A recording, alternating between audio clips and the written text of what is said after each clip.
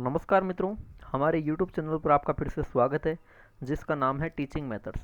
दोस्तों, आज हम देखेंगे संस्कृत की शिक्षण विधियों के 15 अति महत्वपूर्ण प्रश्न।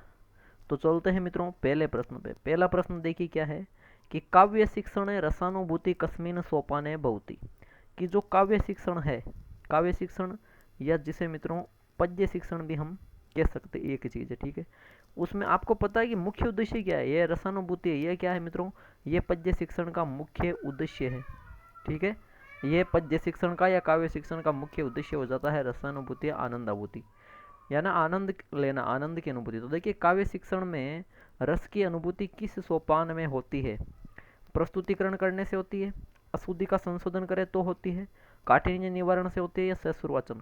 तो देखिए किसी भी चीज़ को प्रस्तुत करते हैं तो उससे कोई आनंद थोड़ी ना मिलता है, नहीं, उससे तो क्या होता है, हमें समझ मिलती है ना, समझते हैं उस चीज़ को तो हम।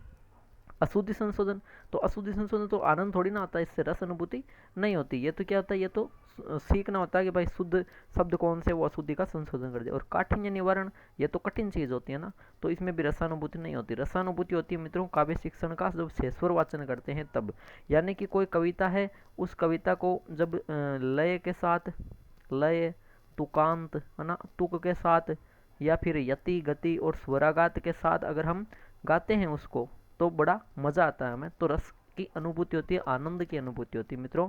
वेरी इंपॉर्टेंट है मित्रों प्रश्न संख्या 1। प्रश्न संख्या 1 में विकल्प नंबर 4 सही है दोस्तों। चलते हैं प्रश्न संख्या 2 के लिए। प्रश्न संख्या 2 देखिए मित्रों, व्याकरणात्मक प्रश्नानि भवंती। कि जो व्याकरण के प्रश्न है ना, व्याकरण के प्रश्न है वो होते हैं, किस प्रकार के होते हैं मित्रों व्याकरण के प्रश्न? गीत विदो, दंडान्वय विदो, भाषानुवाद विदो, या खंडान्वय विदो। तो देखिए मित्रों व्याकरण के प्रश्न होते हैं, किस प्रकार के होते हैं? मतलब देखिए व्याकरण के प्रश्न देखो, गीत, दंडान्वय, भाषानुवाद या खंडान्वय। तो देखिए मित्रों इसमें गीत विदों में व्याकरण नहीं होता और भाषानुवाद में नहीं होता। अब दो प्रकार बचे हैं, दोनों मतलब मिले जुले हैं ना, इन दोनों में से कोई एक होगा उत्तर। तो दंडान्वय विधि या खंडान्वय विधि, ये जो दोनों विधियां हैं मित्रों, ये किसकी है? ये है, आपको बता दूं मैं, पद्य शिक्षण में अन्वय की विधियां। पद्य अन्वय की विधियां, यानी पद्य शिक्षण की दोनों विधियां हैं, दंडान्वय और खंडान्वय, और उसमें भी अन्वय की है ना, अन्वय से संबंधित दोनों विधियां मित्रों, एक है दंडान्वय, दूसरी खंडान्वय। अब देखिए आपको बता दूं मैं, जो दंडान्वय विधि है मित्रों है ना, दंडान्वय विधि, इसी में व्याकरण के प्रश्न पूछे जाते हैं ना। दंडान्वय विधि में क्या किया जाता है, व्याकरण के प्रश्न पूछे जाते हैं। तो मित्रों पीछे कौन सी बची है? खंडान्वय विधि। इस खंडान्वय विधि में मैंने पहले भी प्रश्न पूछा था, बताया था आपको, इसमें साहित्य के प्रश्न पूछे जाते हैं मित्रों ना, साहित्य के प्रश्न पूछे जाते हैं, ठीक है। यानी कि याद रखना, एक दंडान्वय विधि होगी, दूसरी खंडान्वय विधि होगी ना। दंडान्वय दोनों अन्वय से संबंधित, दोनों ही किसकी है? पद्य शिक्षण की, काव्य शिक्षण की विधियां है। व्याकरण के प्रश्न दंडान्वय में पूछे जाएंगे और खंडान्वय में पूछे जाएंगे साहित्य के प्रश्न। ये चीज मोस्ट है, ये चीज क्या है मित्रों, ये मोस्ट है, ये रामबाण है, जरूर याद रखना। अब सबको पता है अन्वय की दो विधियां, सभी को पता है कि पद्य शिक्षण की अन्वय की दो विधियां, दंडान्वय खंडान्वय, सभी को पता दंडान्वय क्या होती है, खंडान्वय क्या होती है, लेकिन और सभी को पता दंडान्वय वाक्य पे जोड़ देते थे, लेकिन ये बहुत कम को पता है कि किस में साहित्य के प्रश्न आते हैं और किस में मित्रों व्याकरण के प्रश्न आते हैं। ये याद रखना, ये दोनों में कंफ्यूजन मत होना, ठीक है।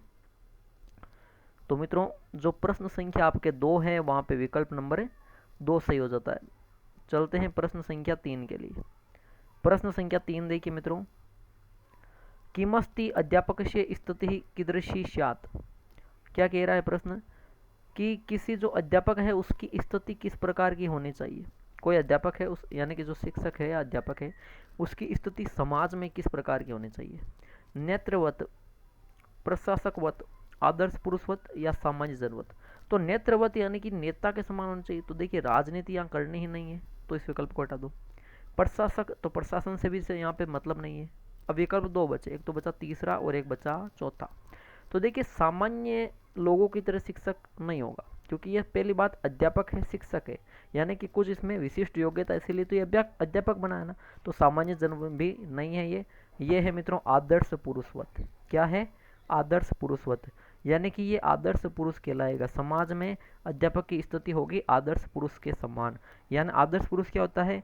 जिसका मित्रों आचरण, क्या? जिसका आचरण, यानी कि जिसका व्यवहार, यानी कि जिसका स्वभाव, जिसकी आदतें, जिसका चरित्र, है ना, ये चीज़ें होती है वो होती है एकदम श्रेष्ठ, है ना। वो क्या होती है मित्र, सारे के सारे श्रेष्ठता से परिपूर्ण होते हैं। वो होता है मित्रों आदर्श पुरुषवत समाज में अध्यापक का स्थान। अच्छा प्रश्न है, प्रश्न संख्या 3 में मित्रों विकल्प नंबर 3 सही हो जाता है। आगे चलते हैं प्रश्न संख्या 4 के लिए। प्रश्न संख्या 4 देखिए मित्रों, अच्छा प्रश्न है, वेरी वेरी इंपॉर्टेंट क्वेश्चन है मित्रों, ये वेरी वेरी इंपॉर्टेंट क्वेश्चन है। इसको देखते ही पता चल गया मेरे को कि पाठ योजना यह आविर्भाव है कुतः वर्तते, कि जो पाठ योजना है मित्रों, क्या पाठ योजना है ना, इसका आविर्भाव यानी ये उत्पन्न कहाँ से हुई है। पाठ योजना उत्पन्न कहाँ से हुई है, कहाँ से इसका निर्माण हुआ, समाजशास्त्र से, संस्कृत से, गेस्टाल्ट मनोविज्ञान या इतिहास से। तो मित्रों पाठ योजना का आपको बता दूं समाजशास्त्र से, संस्कृत से या इतिहास से नहीं हुई। अब देखिए ये जो संस्कृत ऑप्शन है ये आपको भ्रमित करने के लिए दिया गया है कि संस्कृत विषय का ये प्रश्न है। हम संस्कृत शिक्षण विधियों में पढ़ रहे तो कुछ बच्चे संस्कृतम भी कर सकते हैं ना, लेकिन इसका सही उत्तर होगा मित्रों गेस्टाल्ट मनोविज्ञान। क्या हो जाएगा, गेस्टाल्ट मनोविज्ञान हो जाएगा मित्रों। यानी कि जो गेस्टाल्ट मनोविज्ञान है, मुख्य रूप से गेस्टाल्ट मनोविज्ञान के अगर प्रवर्तक पूछे तो वो तो है मित्रों वर्दीमर। ये वर्दीमर क्या है, ये प्रवर्तक है। वर्दीमर के अलावा जो कोलर था वो कौन था, देखिए ये चीज़ें मनोविज्ञान में है और मैं आपको ये देखिए 100% राइट बताता हूँ, ठीक है। जहाँ मेरे को कन्फ्यूजन है वो चीज़ मैं देख के बताता हूँ, ठीक है, ऐसे नहीं बोलता। तो देखिए आपको बता दूँ प्रवर्तक पूछे तो वर्दीमर। अब जब ऐसे आ जाएगी गेस्टाल्ट मनोविज्ञान के प्रवर्तक माने जाते हैं, फिर ऑप्शन में वर्दीमर भी रहे, कोलर भी रहे, कोपा भी रहे और उपयुक्त सभी न रहकर अगर वहाँ पे लेविन आ जाएगा तो फिर प्रवर्तक में वर्दीमर करना। सहयोगी में सॉरी सहयोगी नहीं, ये जो कोलर था ये था मित्रों प्रयोग करता, इसी ने तो प्रयोग किया था चिंपैंजी सुल्तान पे ना, तो कोलर प्रयोग करता था। अब बाकी जो एक तो कुर्त कोप का या कोफा और जो कुर्ट लेविन है जिसने क्षेत्र सिद्धांत दिया, जीवन दायरा दिया, वो ये क्या है, ये मित्रों सहयोगी है। यानी कि देखिए संस्कृत मनोविज्ञान सारी संबंधित है। यहाँ पे आपके एक और बेनिफिट है कि यहाँ पे गेस्टाल्ट मनोविज्ञान भी पूर्ण हो रहा है, ठीक है। गेस्टाल्ट मनोविज्ञान ये जर्मन के थे सब, वर्दीमर प्रवर्तक, कोलर प्रयोगकर्ता, कोफा और जो कुर्त लेविन है ये सहयोगी थे, ठीक है, ये याद रखना। अब देखिए पाठ योजना का निर्माण गेस्टाल्ट से हुआ है। गेस्टाल्ट चलती है मित्रों किस शिक्षण सूत्र पे, ये भी याद रखना, पूर्ण से अंश की ओर, पूर्ण से अंश की ओर। यानी कि पाठ योजना भी क्या होती है, पाठ योजना पूर्ण होती है, एक पाठ होता है उसके अंश किए जाते हैं यानी टुकड़े किए कर दिए जाते हैं। तो पाठ योजना गेस्टाल्ट मनोविज्ञान से उसका आविर्भाव यानी कि उत्पन्न हुआ है। दोस्तों विकल्प नंबर 3 सही हो जाएगा प्रश्न संख्या 4 में। चलते हैं प्रश्न संख्या 5 पे। सुगम विदो किम न क्रियते, कि जो सुगम विधि है मित्रों उसमें क्या नहीं किया जाता है।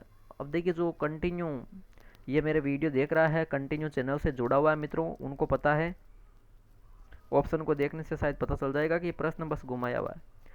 सुगम विधियों में क्या नहीं किया जाता है, मातृभाषा का प्रयोग नहीं किया जाता है, पुस्तक का प्रयोग, व्याकरण शिक्षण का प्रयोग या दृश्य श्रव्य संसाधनों का प्रयोग।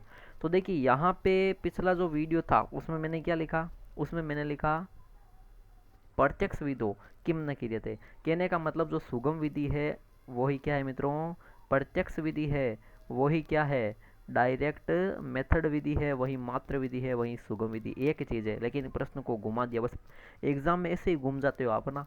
अब इसमें क्या होता है, इसकी मुख्य चीज़ है मित्रों प्रत्यक्ष विधि में माध्यम सिखाया जाता है, इंग्लिश को इंग्लिश में सिखाया जाना, हिंदी को हिंदी में, संस्कृत को संस्कृत में सिखाना पड़ेगा। यानी कि इसमें मातृभाषा का प्रयोग नहीं किया जाता, मातृभाषा का प्रयोग वर्जित है मित्रों।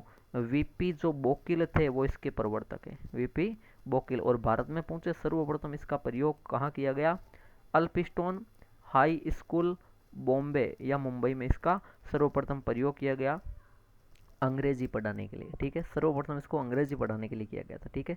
बाकी देखिए क्या नहीं किया जाता, देखिए पुस्तक का प्रयोग होता है इसमें, इसमें व्याकरण शिक्षण भी पढ़ाई जा सकती है, ये शिक्षण सामग्री का प्रयोग होता है, लेकिन मातृभाषा इसमें वर्जित है। इसमें बिल्कुल मातृभाषा का प्रयोग नहीं किया जाता, केवल माध्यम का प्रयोग किया जाता है, याद रखना। माध्यम नाम आ जाए कौन सी करोगे, प्रत्यक्ष विधि डायरेक्ट मेथड, मात्र विधि या फिर सुगम विधि करोगे, ठीक है। अच्छा प्रश्न है मित्रों। प्रश्न संख्या 5 में इस प्रकार आपके विकल्प नंबर 1 बिल्कुल सही उत्तर हो जाता है। चलते हैं प्रश्न संख्या 6 के लिए। श्यामपट लेखन कौशलस्य घटक है नास्ति, कि श्यामपट लेखन में जो कौशल है इसका घटक कौन सा नहीं है, कौन सा नहीं है, ये पूछा ध्यान रखना। शब्दों के मध्य समुचित स्थान हो, शब्दनाम मध्य समुचित, शब्दों के मध्य उचित स्थान हो, सही है ये। पंक्तियों के मध्य समुचित स्थान, ये भी सही है, पंक्तियों के मध्य उचित स्थान होना चाहिए। और अक्षराणाम उपयुक्त है, आकार, अक्षरों का आकार भी उपयुक्त हो। तो क्या नहीं होना चाहिए? देखिए, आपको लग रहा है कि सर ये भी होना चाहिए, है ना, ये भी होना चाहिए। आपको लग रहा है कि रुचिकर युक्तियों का प्रयोग, नहीं, गलत। रुचिकर मतलब जो भी शिक्षक को अच्छे लगे वो कथन लिख सकता है? नहीं, है ना, शिक्षक को जो अच्छा लगे वो नहीं। हम यहाँ कह सकते हैं अगर तर्क संगत युक्तियाँ हो या फिर नैतिक युक्तियाँ हो मित्रों, वो लिख सके तब तो सही है ना। लेकिन रुचिकर मत देखिए, बुरी चीज़ें भी आ सकती है कि जिसको मन करे वो नहीं लिख सकता, है ना, श्याम पट पे। तो मित्रों, विकल्प नंबर 3 सही उत्तर है प्रश्न संख्या 6 का। चलते हैं प्रश्न संख्या 7 पर। प्रश्न संख्या 7 है, प्रायः छात्राः संस्कृत पाठान् पठितुं भावं च स्पष्टीकर्तुं असमर्थाः भवन्ति, समाधानं किम्। अच्छा प्रश्न है, और ये सीटेट में लेवल 2 में प्रश्न एक बार पूछा गया, ठीक है। देखिए, प्राय जो छात्र होते हैं वो संस्कृत का पाठ है उसको पढ़ के, और ये प्रश्न देख के लग गया होगा आपको शायद, देखो सीटेट में इतने बड़े बड़े प्रश्न आते हैं ना, अपने रेट में नहीं आते हैं। संस्कृत में जो पाठ है उसको पढ़ने में जो उसका भाव है पढ़कर, और उसको भाव को स्पष्ट करना, उनमें छात्र क्या है, उनमें छात्र असमर्थ है, यानी समर्थ नहीं है। जो भी चीज़ वो पढ़ रहे हैं उसका भाव स्पष्ट नहीं कर पा रहे हो, तो उसका समाधान क्या होगा ये पूछा गया है। इसमें केवलम सरल शब्दानाम प्रयोग, यानी कि केवल जो सरल शब्द है इसका प्रयोग करने से भाई भाव स्पष्ट थोड़ी ना होगा, नहीं होगा। उच्च पठनम, यानी कि उच्च आवाज में पढ़ना, उच्च स्वर में पढ़ना, तो उससे भी नहीं होगा, बिल्कुल इसका मतलब ही नहीं है। अब दो विकल्प बचे, तीसरा और चौथा। तीसरा कह रहा है कि शिक्षक द्वारा उच्चारित शब्दानाम अनुकरण, कि उच्चारित करेगा शब्दों का और पीछे बालक अनुकरण करेंगे, ये हो सकता है। लेकिन शब्दों को वो उच्चारित करेगा फिर पीछे अनुकरण करेंगे, तो इससे ये जो भाव है, वो जो भाव है या अर्थ है वो समझ में नहीं आएगा मित्रों ना। चौथा विकल्प सही हो जाएगा यहाँ पे। कैसे? कि समुचित उच्चारण करेंगे, है ना, उसका उच्चारण होगा, उच्चारण को सुनकर फिर उसका पुनः पुनः उच्चारण अभ्यास किया जाएगा, बार बार आवृत्ति की जाएगी, और जो उच्चारण शिक्षक करेगा उसमें वो अर्थ बताएगा, जिसका सुनकर लिखा, सुनकर उस चीज़ को सुनकर, यानी कि अर्थ के साथ समझकर सुनकर पुनः पुनः बालक उच्चारण का अभ्यास करेंगे। भ्रमित मत होना मित्रों, राइट आंसर 100% विकल्प नंबर 4 है प्रश्न संख्या 7 में। चलते हैं मित्रों प्रश्न संख्या 8 के लिए। प्रश्न संख्या 8 है, शिक्षा अधिकार अधिनियम है सुनिश्चितम करोति यत प्रत्येक शिशु, कि शिक्षा अधिकार अधिनियम यानी कि जो RTE 2009 है मित्रों, RTE 2009 है, इसने इसे शिक्षा जो राइट टू एजुकेशन बोला है, शिक्षा अधिकार अधिनियम ने सुनिश्चित किया है कि प्रत्येक शिशु क्या करे, हिंदी माध्यम से अध्ययन करे। नहीं, ऐसा इन्होंने नहीं बताया हिंदी माध्यम से, है ना। फिर है कि 8वीं कक्षा तक आंग्ल भाषा माध्यम है, आंग्ल यानी कि अंग्रेजी में सीखे बालक 8वीं कक्षा तक, ये कहा, ये भी नहीं कहा, गलत है। कौन अपी नहीं होगा, यहाँ होगा अष्टम कक्षा पर्यंतम, 8वीं कक्षा तक, यानी कि यहाँ प्रारंभिक शिक्षा भी याद रखना। प्रारंभिक शिक्षा किसे कहते हैं? RTE 2009 के अनुसार प्रारंभिक शिक्षा कब तक? 1 से लेकर 8 तक। ऐसा नहीं कि आप प्राथमिक बता दो 1 से 5। यह इन्होंने लिखा है बालक इसमें सीखे मित्रों, मातृभाषा में अध्ययन करे, ये कथन बिल्कुल सही हो जाता है ना। RTE ने यही कहा है कि बालक है 1 से लेकर 8वीं कक्षा तक मातृभाषा में अध्ययन करे। विकल्प 2 सही उत्तर होगा प्रश्न संख्या 8 में। चलते हैं प्रश्न संख्या 9 के लिए। प्रश्न संख्या 9 मित्रों देखिए, डाल्टन पद्धत्या सर्वप्रथम प्रयोगम जातम, कि डाल्टन पद्धति है इसका सर्वप्रथम प्रयोग किस हेतु किया, सॉरी सर्वप्रथम प्रयोग कहाँ किया गया ना? अमेरिका देश में, अमेरिका देश है, ब्रिटेन देश है, ब्रिटेन देश में, फ्रांस देश है, फ्रांस देश में, या रूस में, कहाँ किया गया? तो देखिए, रूस, फ्रांस, ब्रिटेन इनमें नहीं किया गया। डाल्टन पद्धति का मित्रों सर्वप्रथम प्रयोग किया गया था अमेरिका में। और एक चीज़ मैंने पहले भी ट्रिक के रूप में बता दी कि जब किसी भी ऐसे शिक्षण विधियों का प्रयोग पूछेगी, शिक्षण विधि का कब हुआ फलाना, शिक्षण विधि का कब हुआ ढिमका, शिक्षण विधि का प्रयोग कब, सॉरी कहाँ हुआ ना, देश पूछे, तो आपको जब वहाँ नहीं आ रहा है तो तुक्का लगाना है, तो आप वहाँ पे बिल्कुल अमेरिका देश में ही तुक्का लगाना है, क्योंकि सर्वाधिक शिक्षण विधियों का वहीं पे प्रयोग हुआ है। जब नहीं आए तब, ठीक है, ये मैंने ट्रिक बताई और जो बिल्कुल कारगर साबित हो गए अगर ऐसे प्रश्न आते हैं। डाल्टन पद्धति की बात करूं, प्रवर्तक कौन थे इनके? प्रवर्तक थे इनकी कुमारी हेलेन पार्कहर्स्ट, कुमारी हेलेन स्पार्क हार्वेस्टिंग, है ना। यानी कि इसको डाल्टन पत्ती के प्रवर्तक माना जाता है। इसकी ट्रिक कैसे याद करोगे कि डाल्टन पत्ती की ये पार्करस्ट प्रवर्तक है, याद करना वैसे याद है आपको, लेकिन फिर भी बता दूं कि पार्क में जाने पर कुमारी हेलेन डांटती है। पार्क में जाने पर कुमारी हेलेन डांटती है ना, डाल्टन पत्ती के प्रवर्तक, ठीक है, याद है। अब देखो इसका सर्वप्रथम प्रयोग मित्रों 1912 में योजना बनाई, है ना, यानी कि डाल्टन पत्ती लाई कुमार हेलन पार्करस्ट 1912 में, लेकिन इसका वास्तविक प्रयोग बताऊं तो 1913 में, और 1913 से 15 में कर दिया गया किया गया, क्योंकि 1914 में क्या है कि वो प्रथम युद्ध वगैरह आ गया ना, तो कुछ समय के लिए इसको रोका गया, ठीक है। तो ये था। और इसके अलावा इसमें बताऊं कि मुख्य रूप से यही है कि शिक्षा बाल केंद्रित होनी चाहिए, ठीक है ना, शिक्षा बाल केंद्रित होनी चाहिए। और इसमें ऐसा नहीं है कि भाई बालक कम समय के लिए पढ़े या उसके लिए निश्चित समय कुछ नहीं ना, जितना जिस, और एक चीज़ ये है कि इसकी योजना में कि जो चीज़ बालक को अच्छी लगे, जो रुचिकर लगे उसका ही बालक अध्ययन करे, ये पूर्ण रूप से उसको क्या थी, स्वतंत्रता थी, पूर्ण स्वतंत्र बालक इसमें था इस विधि में, ठीक है। ये है डाल्टन विधि मित्रों। प्रश्न संख्या जो आपके 9 है दोस्तों, वहाँ विकल्प नंबर 1 सही हो जाता है। चलते हैं प्रश्न संख्या 10 में। हर्बर्टीय पंचपदी प्रथमम सोपानम वर्तते। हर्बर्ट पंचपदी यानी कि जो हर्बर्ट स्पेंसर की है, ठीक है, हर्बर्ट स्पेंसर की जो ये विधि थी पंचपदी विधि, इसका पहला सोपान कौन सा है मित्रों, ये पूछा गया, ठीक है। प्रस्तावना, प्रयोग है, सामान्यकरण, विषय उपस्थापन। पंचपदी यानी कि इसमें सोपान कितने थे मित्रों, 5 सोपान है, ठीक है। 5 सोपान में सबसे पहला सोपान प्रस्तावना है। सबसे पहला प्रस्तावना है, निश्चित उद्देश्य चीज क्या है वो चीज समझा दी जाती है, प्रस्तावना, ठीक है। दूसरा क्या है, दूसरा इसमें विषय का उपस्थापन है, ये इसमें नंबर 2 पे आएगा, ठीक है, बता रहा हूँ मैं। प्रस्तावना नंबर 1 पे आएगा, विषय उपस्थापन 2 नंबर पे आएगा। जो चीज़ सामने लानी है, विषय की उपस्थापना, क्या विषय है वो ला दिया, ठीक है। तीसरा इसमें होता है मित्रों तुलना, तुलना व संबंध, या तुलना कह सकते हो या तुलना व संबंध कह सकते हो, यानी कि इसमें तुलना वगैरह की जाती है अन्य चीज़ों से, ठीक है, ये होती है तुलना समानता ना, तीसरा। चौथा है इसमें सामान्यकरण, यानी कि जिस चीज़ के बारे में तुलना समानता कर ली, यानी कि हमने अध्ययन कर लिया, विश्लेषण कर लिया, उसका फिर सामान्यकरण यानी नियम बना दिए जाते हैं, सामान्यकरण या नियमीकरण भी कह सकते हो, ठीक है। और अंत में पांचवा है प्रयोग, यानी कि जो भी किया वो सही है कि नहीं उसका बार बार प्रयोग किया जाता है, ठीक है। तो अच्छा प्रश्न है मित्रों, वेरी इंपॉर्टेंट प्रश्न है, इसी का घुमा फिरा के पूछ सकते हैं। जब मैंने पहला सोपान बता दिया तो मैंने ये इतनी लंबी रामायण क्यों बताई थी मित्रों, देखिए कौन सी रामायण, देखिए कि इसमें दूसरा ये है ना, दूसरा ये है, तीसरा ये है, चौथा ये है, पांचवा ये, मैंने पांचों बताए फिर इतना समझाए क्यों, क्योंकि यहाँ पे मैंने पहला पूछा है, घुमा फिरा के आपको एग्जाम में तीसरा पूछ ले तो ये काम आएगा ना, फिर आप ये नहीं कह सकते कि सर आपने बताया नहीं, मैंने बताया, ठीक है। तो इस प्रकार मित्रों प्रश्न संख्या 10 में विकल्प नंबर 1 सही हो जाएगा। चलते हैं प्रश्न संख्या 11 में। अच्छा प्रश्न है, मारिया मोंटेसरी मते भाषा कौशल नाम क्रम है अस्ति, कि मारिया मोंटेसरी के अनुसार भाषा कौशलों का क्रम कौन सा। अच्छा प्रश्न है।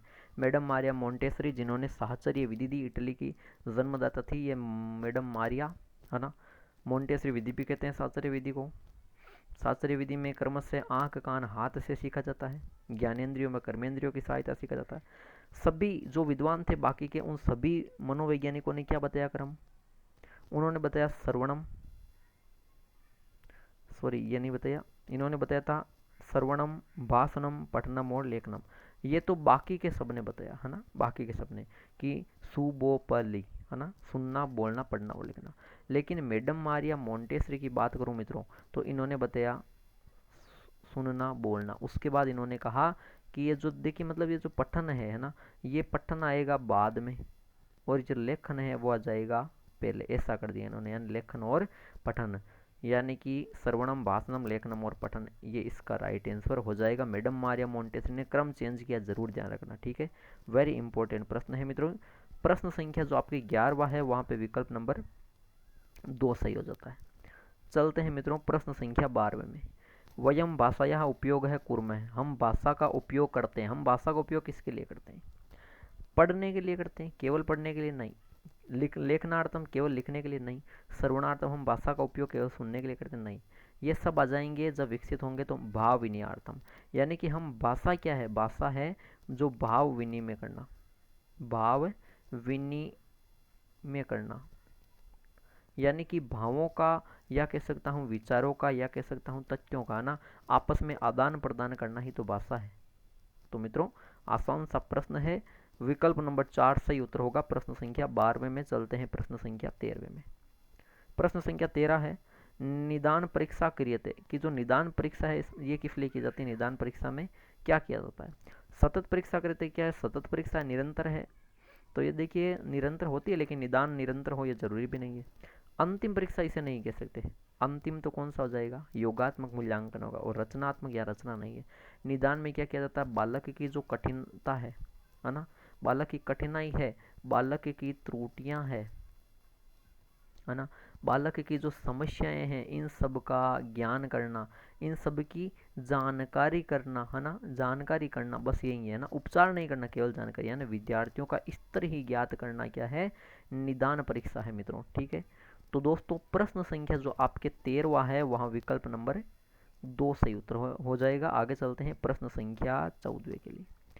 प्रश्न संख्या 14 देखिए मित्रों, प्रतिकक्षम अधिकतमः कति छात्रः भवेयुः, कि प्रति कक्षा में, हर कक्षा में अधिक से अधिक कितने छात्र होने चाहिए, भवेयुः विधि लिंग लकार का है, ठीक है, होने चाहिए। तो प्रति कक्षा में, अब देखिए तो मनोवैज्ञानिक एक गुण है, मनोवैज्ञानिक गुण के अनुसार प्रश्न बता रखा है, मनोवैज्ञानिक सूत्र के अनुसार बता रखा है प्रति कक्षा में अधिकतम कितने छात्र होने चाहिए, 20, 45, 50 या 70।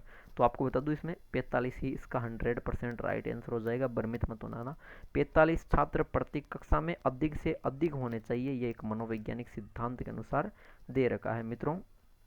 विकल्प 2 सही उत्तर है प्रश्न संख्या 14 में। बढ़ते हैं आज के अंतिम प्रश्न, प्रश्न संख्या 15वें की ओर, कि अन्य भाषाणां माध्यमेन विना संस्कृत शिक्षणं कस्मिन् विधे अस्ति, कि जो अन्य भाषा है उसको माध्यम के बिना संस्कृत शिक्षण करना किस विधि की पहचान है। अन्य भाषा को माध्यम से, लिखा है माध्यम से सीखना, प्रश्न को देखिए थोड़ा समझने में आपकी तकलीफ हो जाएगी, कि अन्य भाषा को माध्यम से, अगर बिना माध्यम आता तो बिना माध्यम कैसे, माध्यम से बिना संस्कृत शिक्षण के किस विधि में, है ना, संस्कृत के दे रखी है लेकिन बिना, लिखा है बिना संस्कृत शिक्षण में, तो देखिए कौन से आएगी, व्याकरण अनुवाद विधि, अप्रत्यक्ष विधि, प्रत्यक्ष विधि, या पाठ्य पुस्तक विधि। हमने भी पढ़ा है इसी वीडियो में, पिछला प्रश्न ही था, है ना, इसी वीडियो में प्रश्न था एक, उसमें हमने पढ़ा इस विधि के बारे में, कि अन्य भाषा में माध्यम बिना संस्कृत शिक्षण, है ना, शिक्षा माध्यम से किस विधि में दी जाती। व्याकरण अनुवाद विधि, इसे भंडारकर विधि कहते हैं, डॉक्टर रामकृष्ण गोपाल भंडारकर लेकर आए थे इस विधि को। द्वितीय भाषा का अनुवाद पहले किया जाता है, और जो मित्रों पहली जो भाषा है उसका बाद में अनुवाद किया जाता है ना।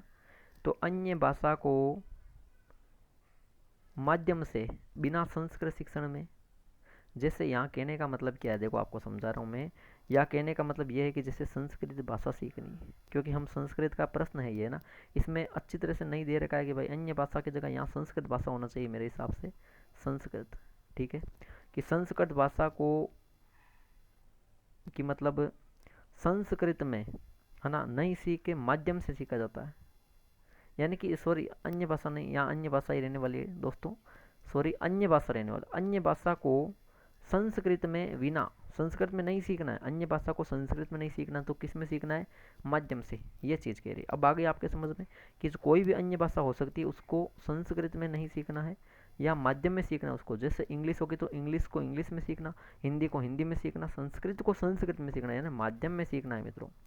तो व्याकरण अनुवाद विधि की ये पहचान नहीं है, अप्रत्यक्ष विधि है ही नहीं। पाठ्य पुस्तक विधि में तो क्या है, सैद्धांतिक ज्ञान दिया जाता है, ये है मित्रों प्रत्यक्ष विधि, वीपी बोकिल की विधि, है ना।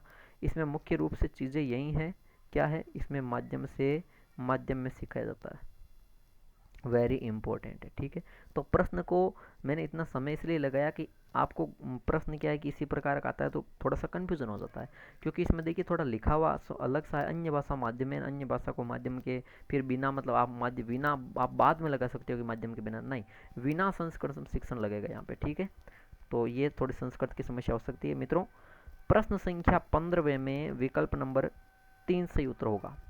तो दोस्तों ये थे आज Sanskrit teaching methods, Sanskrit pedagogy के REET CTET UPTET all TET exam में आने वाले 15 है very important question, 15 very important question थे मित्रों। आशा करता हूँ कि वीडियो अच्छा लगा है आपको, तो बिल्कुल लाइक कीजिए, कमेंट बॉक्स में आपका ज़रूर 15 में से कितना स्कोर रहा कमेंट कीजिए, और वीडियो को ज़्यादा से ज़्यादा अपने मित्रों के साथ शेयर कीजिए, और हमारे चैनल को जिन्होंने सब्सक्राइब नहीं किया प्लीज़ सब्सक्राइब कीजिए। ठीक है दोस्तों, धन्यवाद।